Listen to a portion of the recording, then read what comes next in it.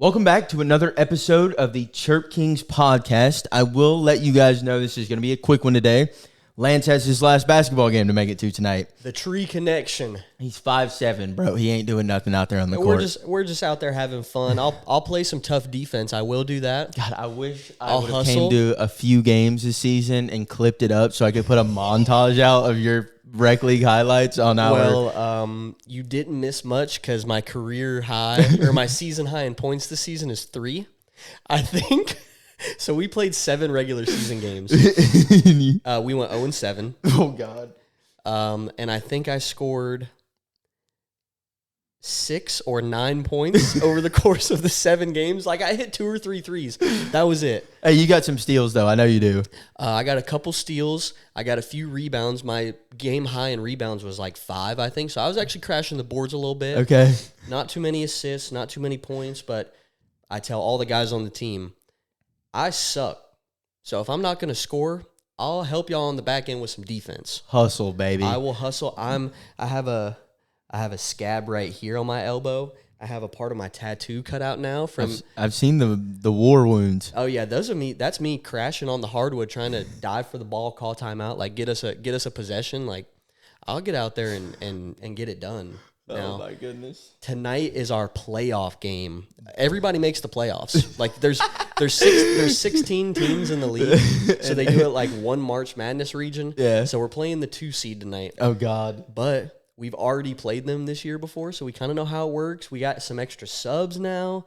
Now, the first time we played them, they did win by like 30. Y'all getting ran through tonight, bro. But hey, at least you're gonna be out there like prime Ron Artest, just throwing your body on the line for the team. Tonight, last game, I'm going all out. I wouldn't be surprised if I foul out tonight. Like, I'm just doing whatever it takes to get us a win tonight. All right, well, that's why we got to run a quick one because Lance has got to make this playoff game, and he needs some sustenance. And Yep. we're getting close to crunch time here. So we'll run through a few things real quick, nothing too crazy, and we're never very serious on here anyways. Hey, this is 2 episodes in a row getting put out. I told you guys.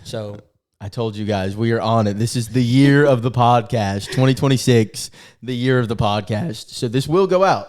We can touch on the Masters real quick because of all the sporting events throughout the year, it's probably typically one of those, especially since it's only 4 days, where I do my best to not miss a single minute of it. Like I was up early Thursday morning, had it on, did some work on the computer, edited some videos, had it on in the background. Same thing Friday. Saturday I was off. So like I played golf with a buddy. We had it on while we were riding in the cart. By the way, I sucked. And then it could not have been a worse round of golf. So I'm watching these guys go out here and shoot 7 under at the Masters, and I'm out here shooting a 112 at Creekside, like just having a shit day on the course. So there was that. And then Sunday I had to work, but I work at a country club, so it's on. And then I got home at like 4:30 and just watched it all the way through.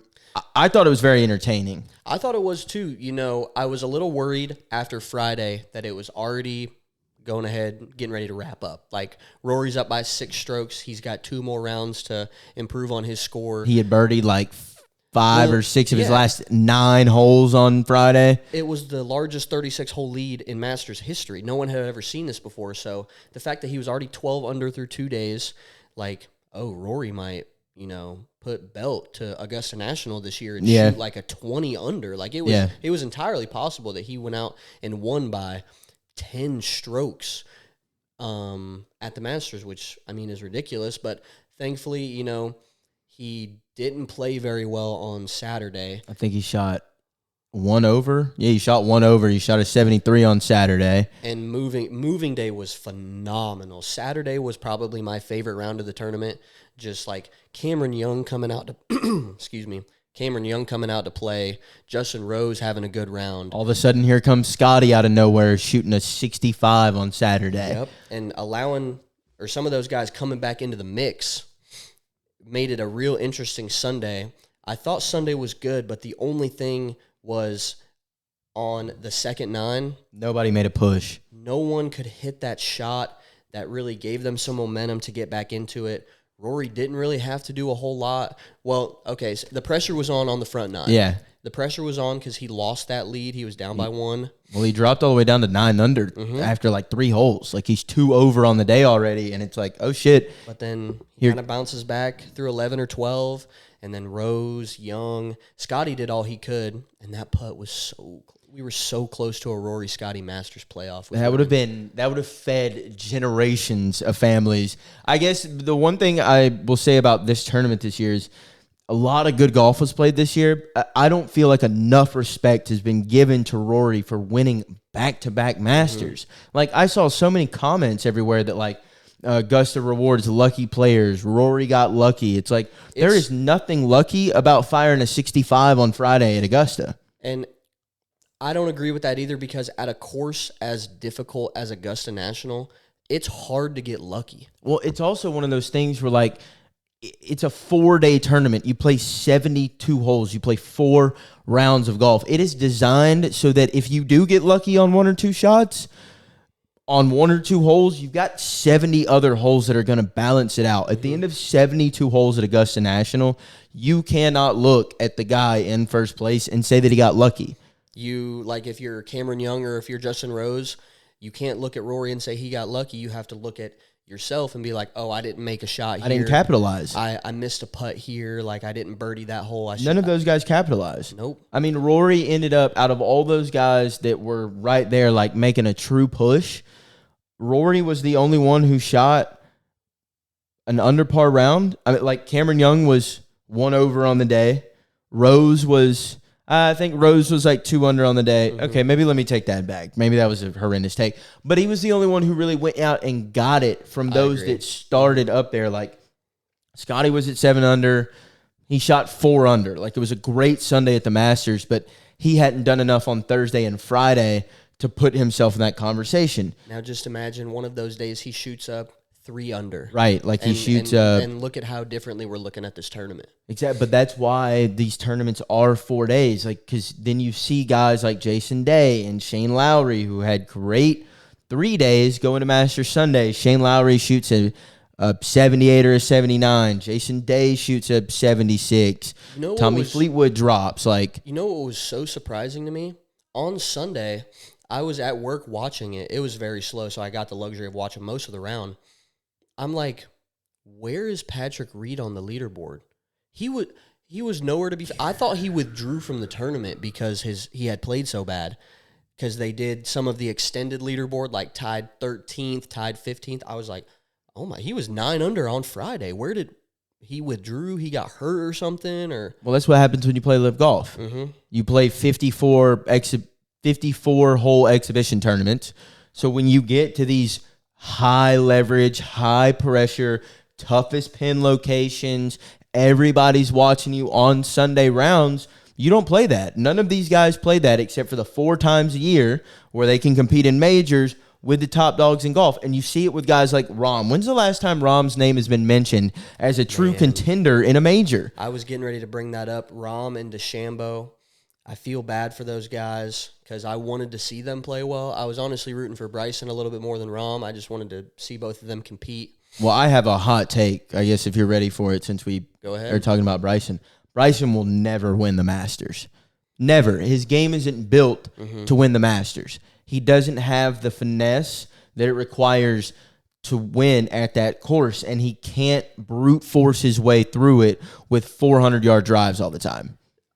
I see that, but what's so ironic to me is he's one of the most analytical and technical guys on the PGA Tour or on LIV. Between the two, he's one of the most, like, numbers, like angles, shot shape, all this and that. But you saw it this weekend. And then when he goes and plays the Masters, it seems like he kind of tosses some of that out the window sometimes. His short iron game and his wedge game on Thursday and Friday this week were horrendous, and his putting wasn't much better from the holes that I saw.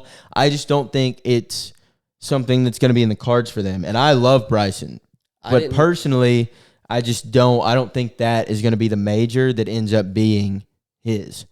I didn't see some of the videos or the broadcasts about it, but I heard his bunker game was atrocious. It was just anything short. Anything short game was just bad. Like, it was not good at all. A guy that did start to put his game together this weekend that I do think we'll see win on the tour this year in his first year back is Brooks Koepka. He did play really well. He's striking the ball well. I think he was really, not really good, but I think he was pretty good in tee to green this weekend, and his putting was finally starting to take some form this weekend. He finished 5 or 6 under, which was pretty good. Do I think he'll win the U.S. Open at Shinnecock this year? No. But do I think he could go out and still win one of the signature events that's left on the tour this year? Absolutely. Yeah. I think his game's coming into form.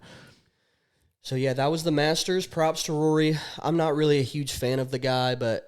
I just have a ton of respect for him. Mm-hmm. And I think, and, you know, I've always been bad about, like, guys like LeBron, right? Rory is one of those guys, and I have, like, a different appreciation for golf, having watched it since I was a little kid. Mm-hmm. He's one of those guys, to me, where it was like, you just have to appreciate greatness while you're watching it, and to go so long without a major win, or especially that Masters win, right? It had been like 8 to 10 years, and he was still waiting to complete that Grand Slam. Finally getting the monkey off his back, and then coming back this year and firing a 13 under at Augusta, not giving away when everybody thought he would on Sunday after that bad round on Saturday, holding on, shooting the 70. I think he deserves a lot more respect than he's getting for a monumental win. I mean, he's only the fourth golfer ever to repeat at Augusta. He's probably cemented himself now as the greatest European golfer of all time. I don't know. You've got guys like Nick Faldo.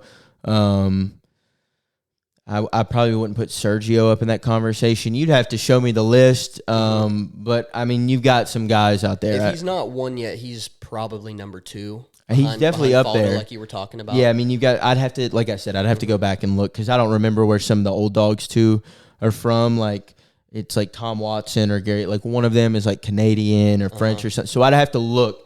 But he definitely he had already cemented his legacy. But now we're watching him turn into this phenomenal golfer again. I mean, he played like the world number 1 this weekend.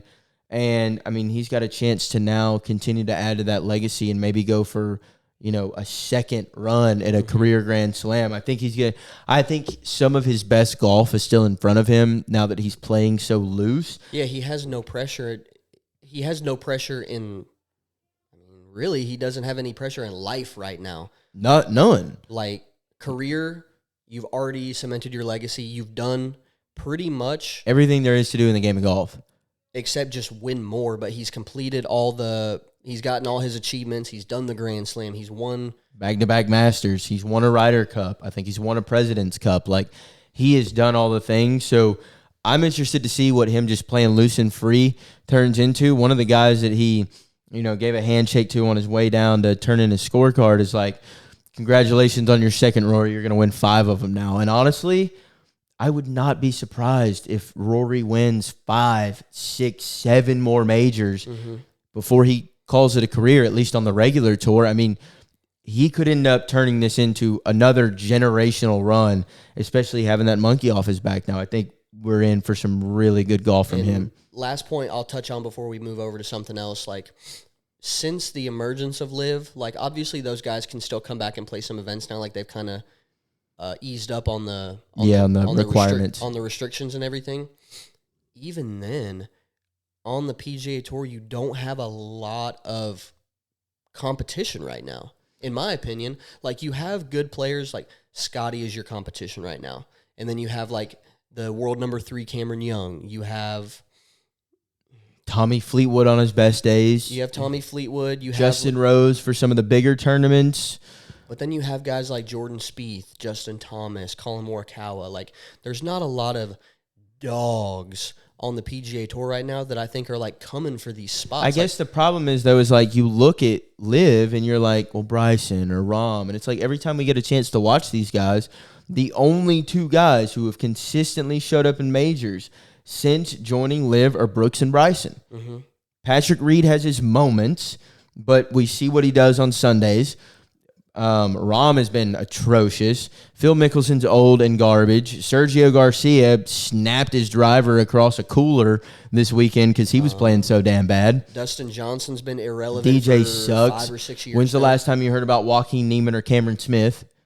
Dude, Cameron Smith was Cameron Smith was good on the PGA Tour, man. He was a golf prodigy. He had a good track to being successful on the PGA Tour. I think he was top 10 in the world. And then, like, we're sitting in two chairs over here. Like, I can't sit here and criticize some of these guys. Like, oh, he had such a good track. Like, he was going to be so good. No, like 95 is good for me on any given day on 18. Even if I'm a +2 handicap, +4 handicap, and Saudi Arabia is like, dude, we'll give you $400 million to come play in shorts and play one less round of golf on the weekends. Cool, sign me up. Every day of the week. $400 million now. Yeah, but I do think but just from the traditionalist sense, from the integrity side of things, it also just sucks to not see the world's best compete with the world's best. I mean, like that Scotty Rahm duo or rivalry was shaping up to be like the next Tiger Phil. Like we thought we were going to have them for the next 2 decades, just dogging it out every single weekend from the Farmers Open to the PGA Championship. And now, I mean, nobody even talks about Rahm. I'm watching him this weekend, and he makes the cut and is 1 under on Saturday or something like that. And I'm like, oh wow, Rahm's finally putting together a decent showing at the Masters, and I have no idea what he finished. I guess the only other guy that has put himself up there is Tyrrell Hatton. He had a great showing at the Masters. Really good, yeah. What did he finish? I think he finished 10 under. He's a guy who has shown up in some events, and I always love watching him because he's got so much emotion. Him cursing and yelling on the course and throwing clubs and shit is hilarious. I also just think he's a funny guy. But yeah, I think every single year, the more majors we have, it seems like that gap between LIV and the Tour continue to kind of show themselves, because you've got guys like Cameron Young coming up, or guys like Scotty, or guys like even the Jason Days of the world, who are outperforming every single LIV guy, but maybe 1 or 2 in every single major.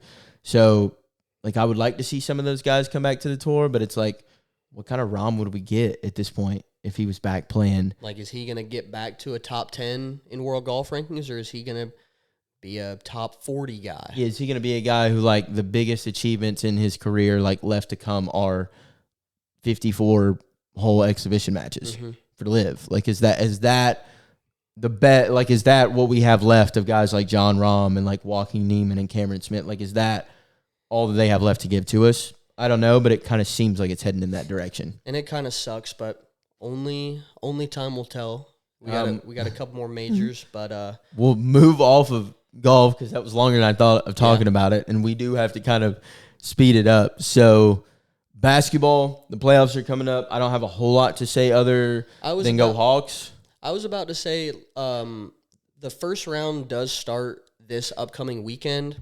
Might only be the first game for some of these series. It is, and we do still need to wait for the play-in to kind of shape itself out. Yeah, we don't know the matchups for the 1 or 2 seeds in either the Eastern or Western Conference. So we can't. It's kind of hard to make predictions. Well, we'll kind of touch on you as a Hawks fan. How do you feel about going up against the Knicks round 1? I mean, I'm much happier about playing the Knicks and the Cavs. I think the Hawks match up a lot better against the Knicks than they do the Cavs. That tandem of Mobley and Jared Allen, we don't really have a whole lot of bigs to match up in that situation. I like a CJ McCollum or Alexander Walker on Jalen Brunson. I like, Dyson Daniels going up against Josh Hart. I like our odds at the 3 with Reese Shea or trying to think of the other 3 that they've been playing. Maybe it's Nikhil. Maybe he's been playing the 3. It's McCollum and somebody else rotating at the 1. The 2, we've got Dyson. We've got Nikhil at the 3. I like JJ up. I mean, he's playing at an all-NBA, first-team caliber. He's almost averaging a triple-double. I like his odds against Cat. It's also one of those things where, if we can kind of, not let Cat get going early in these games, he's shown that he struggles to generate his own offensive production in this New York Knicks offense, and they struggle to get him going the later that the game goes on. So I like that matchup. I think we've got a good chance, especially if we can get through 5 games. And if we can push this to 6, 7 games, I like our odds. We're playing good ball. And ever since Trae Young came into the league, it seems like Not really during the regular season, but when the playoffs come around, if the Knicks and the Hawks match up, it's kind of a decent rivalry ever since Trey got there because Trey was always so hated by the Knicks. And he took on that villain role and ran with it. I'm hoping that I see an emergence of somebody like that this week. Like, I'm hoping JJ or even like, bro, I've loved watching CJ play some good ball in Atlanta. Like, he's a fun guy to watch. He's an easy dog to root for. Like, I would love to see one of those guys take on that villain role in MSG this year. And step up. And be like, you know what? This is a rivalry. Like, it's one that we're going to take personally. This wasn't just a trade thing. This is an Atlanta versus New York thing. We're going to take it personally, and one of us is going to step up and be that guy. We're going to give the bow in MSG after beating the Knicks in a game, or like we're going to be blowing kisses. That's what I want to see, so I'm hoping that we get that. But I like our chances. I really do. I think this team can at least win one series, and then, you know, if you win one series in the NBA playoffs, especially with the way the East shaped up this year, like, you can make some noise. And I like them to at least make a little bit of noise this year. Hell yeah. I don't really have anything else to. I mean, the other series in the East, Cleveland and Toronto. Like, I think Toronto's been a good story this year, but I think Cleveland's honestly going to kind of take care of them. I think that'll be like a 5-game series. The closest first round matchup I see is probably going to end up being the Rockets-Lakers. Stephen A. Smith said something today or yesterday that he said he thinks the Rockets will win in 5 games, 4 or 5 games. Well, I guess my only thing becomes, like, in order for the Lakers to stretch this to 6 or 7 games, which I guess just kind of contradicts what I just said. It's just one of those things where, like, in order for them to stretch the series, LeBron is going to have to have a vintage playoff performance. Yes. Like a 2016 LeBron is going to have to come out and play 45 minutes a game and average 25 points per game without Reeves and Luka. And he's just going to have to get some more help from the cast. Like, DeAndre Ayton's going to have to play a really good series. Hachimura is going to have to come and show out. Even some of the really lesser-known guys like Jake LaRavia, like, he's going to have to generate some offense. Well, that's where I bring in, like, prime LeBron. Like, a prime LeBron can bring out the best in those guys with his ability to just get guys involved at the right moments. It always felt like in those series when you needed like a Dellavedova to catch fire, or you needed a J.R. Smith to have a good game, LeBron knew when to find him, like, just at that right time where he had that perfect shot that sparked something for that guy. And then here he goes, rattling off 20, rattling off 30 in one night. We've got to see that from LeBron if the Lakers have any chance in this series. Because if they can get through this one and they can get Luka back, or they can get Reeves back, or they get both, like, it does become a dangerous team. And then they would with that amount of scoring. I mean, they'll have to get through the Thunder. Yeah, I mean, they're gonna need at least Luka. I think Luka's timetable of returning is a little bit shorter than Reeves. I think there's a chance Reeves doesn't even come back at all in the playoffs unless they make like a finals run. Yeah, so I don't know. I mean, and the Thunder look so good again, like they almost look unbeatable. That's a team that LeBron can't like will. At least in this point in his career, LeBron can't will an injured Lakers to beating a team like the Thunder because they're just going to take care of business and they're going to be done with you in 5 or 6 games. Yeah, I mean, I think he could get through the Rockets if he just found that extra gear one more time. But I think it probably is over after that, which kind of sucks because, like, we don't know how much longer he's got. And every year that goes by, it's like that's another year without really getting to see, like, vintage LeBron because they're just not that competitive once they reach the playoffs. They just haven't had the squad to do it in several years now. Like, ever since really, like, the bubble championship, like, we've been waiting on it, and it just hasn't came. But, yeah. We'll see, man. I think I'm just going to check ESPN real quick just for the sake of this. I forgot you had your phone on you. I think the last series in the West, or the other one that's finalized, is Timberwolves and Nugs. Nuggets, T-Wolves. That's going to be a good series. That'll be a good series. The last one was a good series. I don't know much about, like, the T-Wolves this year, though. Like, for some reason, I didn't. Neither team has really been, like, I don't know. I don't cover NBA media a ton, so I don't know. Not in the regular season, I don't. But that's going to be one of those, like, dogfights. Like, that's probably a 7-game series either way. It was last year, the year before, and it was a fun one when Anthony Edwards was just going crazy. And I'd love to see him, like, take another step take over a series, take this T-Wolves team Like on a little bit of a run. Average 38 this series, and like do what you have to do to win. Well, 38's crazy, but like 28, 30 a game, like I think is he can do. And like an Ant versus Jokic, dude, like that's just primetime television. That's just great TV. I think that's probably going to be the best series of the first round. It definitely could be. Just in terms of like competitiveness. Yeah. I think the Knicks and Hawks are going to be fun in terms of like watchability. Yeah, drama, like just, all the things that fester over from the last few years of that rivalry. I think you're going to get somebody in that series. Like you said, you want somebody on the Hawks to step up.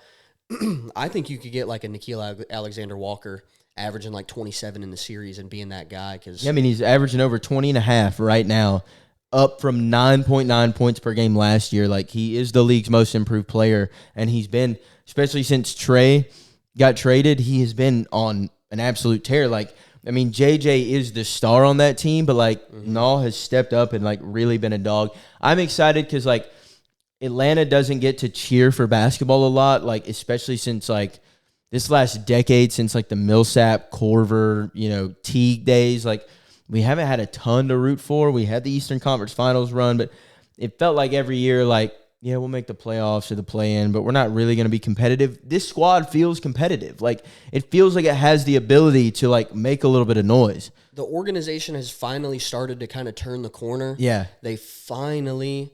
I wasn't ever sure if it was a Trey issue or not. You couldn't tell, and, like, it still might have not all been a Trey issue, but you can definitely now point to it and be like, well... Trey was the main issue. Right. And now you have...